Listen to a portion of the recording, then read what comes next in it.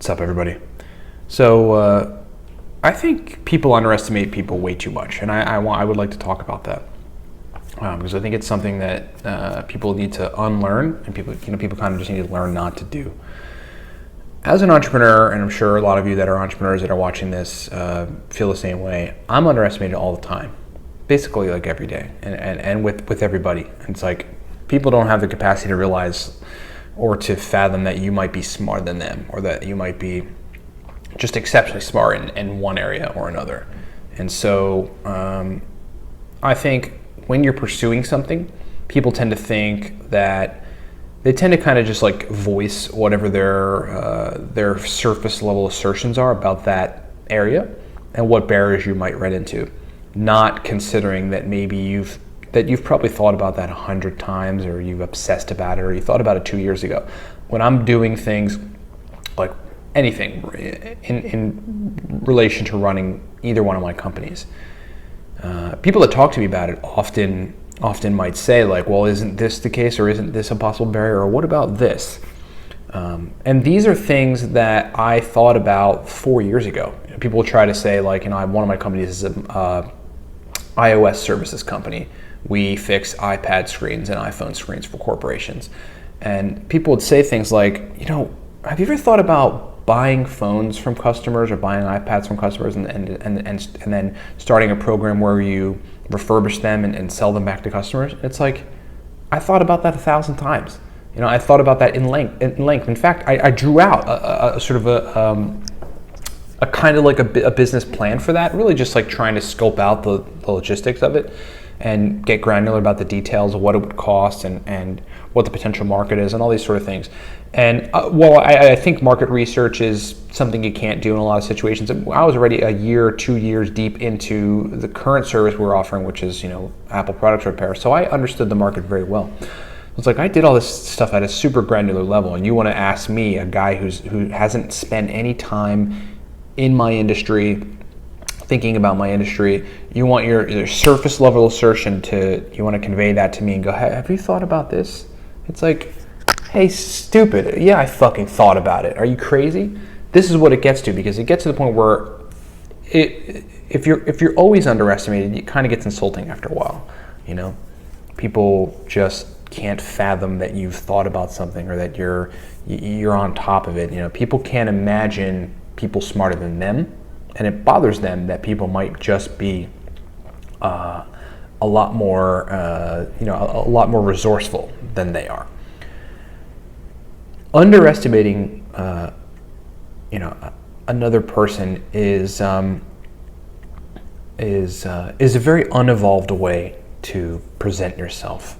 I think if you're going to ask somebody a question about what it is they're doing, like, this is what I do when I come across people that are doing something and I might object, not really in a negative way, but like in a constructive conversation, I might say like, well, here's the first thing like I would think about in doing your business model, which I'm sure you've thought about 100 times. That's how I would propose my assertion, because I'm conscious of the fact that this person, having been enamored by it or saturated in whatever they're doing, they probably already thought about what it is I'm about to say. That consciously runs through my mind. I'm sure these guys thought about this. So I say, I'm sure you probably thought about this, but well, what about this? Because I'm curious.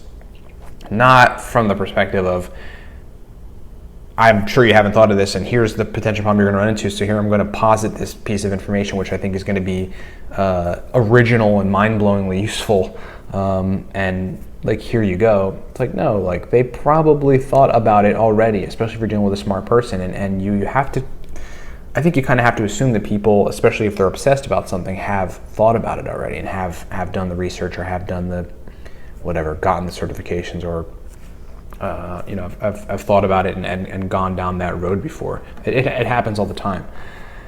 What's interesting about it, though, is that the people that tend to underestimate me the most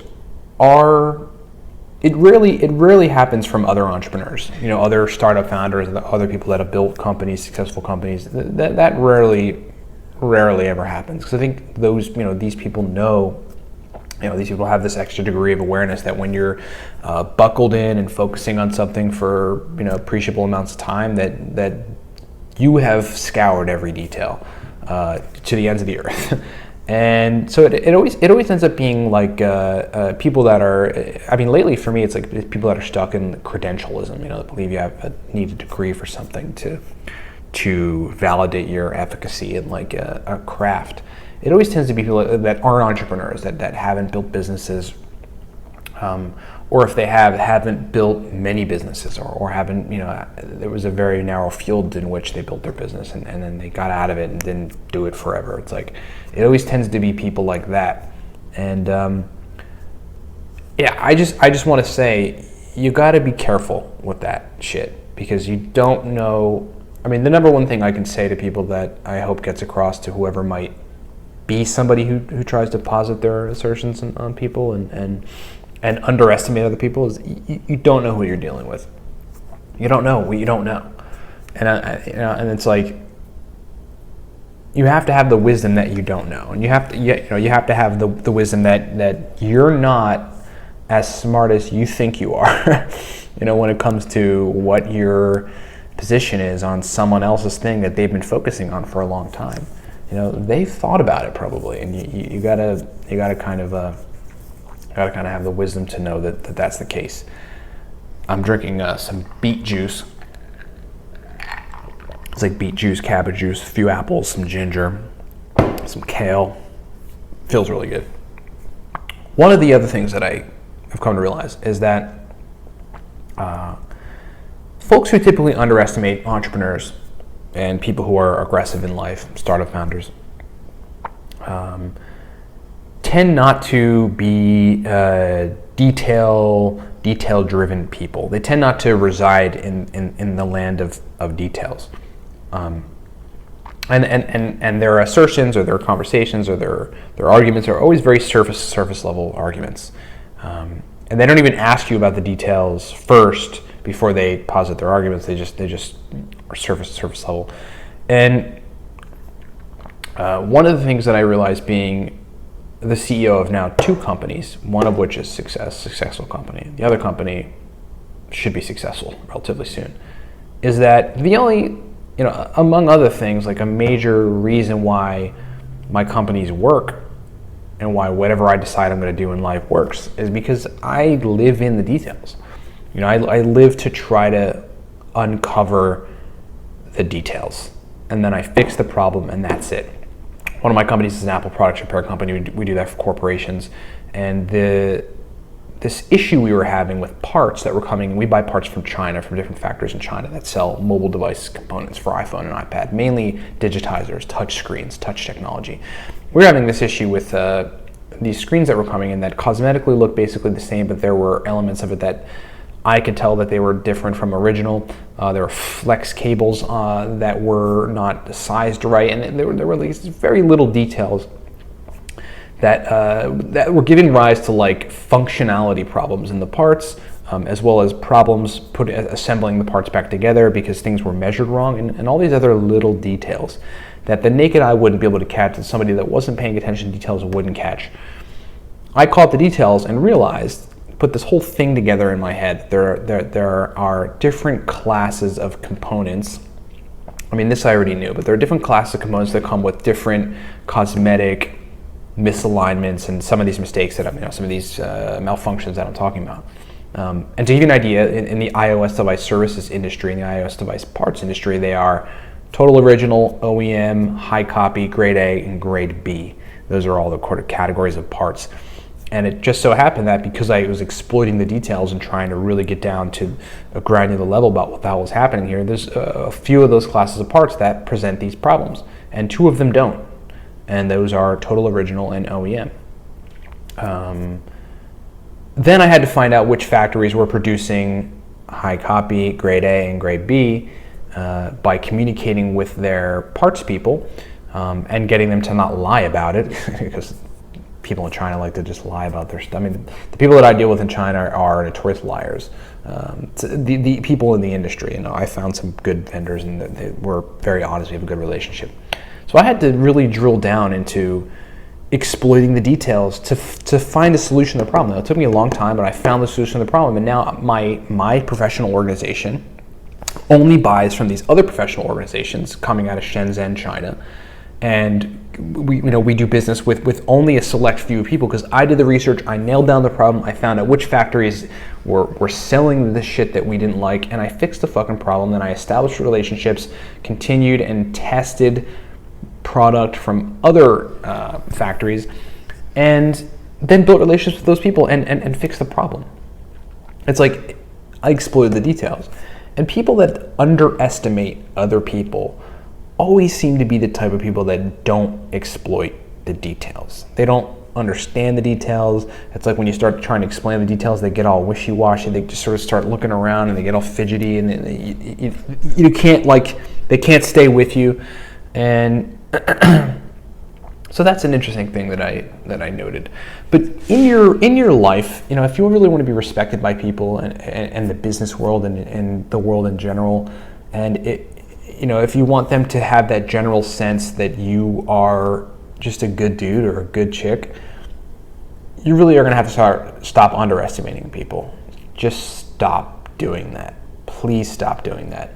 Know there are things you don't know. If you're curious about it, try to find what it is you don't know, and know that particularly if someone's interested in it and is been in an industry or some area for a long period of time, that they have thought about whatever it is you can surfacely kind of bring to the table at length, in depth, hundreds of times.